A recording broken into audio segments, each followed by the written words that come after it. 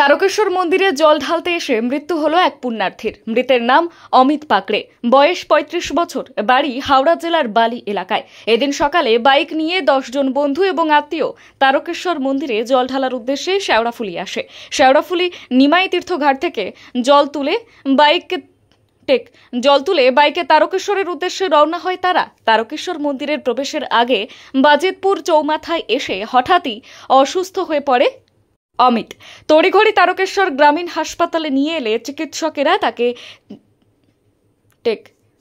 এলে চিকিৎসা শুরু করায় কিছুক্ষণের মধ্যেই মৃত্যু হয় তার।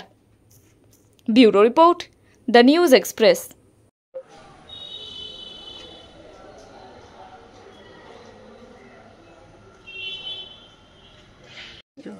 ঘটনাটা আমরা তারকেশ্বরে আসছিলাম, গেটের সামনে যেখানে নৌন্টি হয় ওখান থেকে পুলিশ বললো যে তোমরা গাড়ি নিয়ে ঢুকতে পারবে না। তো আমরা গাড়ি থেকে ও জাস্ট নেমে বসেছে, হঠাৎ করে ওখানে ওর শরীর খারাপ হয়েছে। ঠিক আছে, বললো আমার শরীরটা খারাপ লাগছে, মির্গির মতো খিঁচুনি উঠেছিল। ওকে সঙ্গে সঙ্গেই আমরা পেছন দিকে হসপিটাল নিয়ে এসেছি।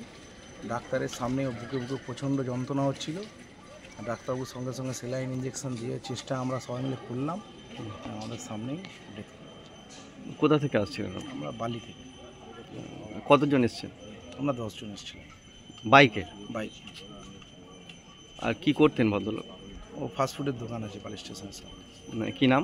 অমিত পাকড়ে। বয়স কত হবে? বয়স 36। বিবাহিত? বিবাহিত, 2 মেয়ে আছে। কি হঠাৎ করে কি হতে পারে মনে হয়? আমরা বলতে পারছি না। মানে আগে থেকে কি কোনো অসুস্থতা?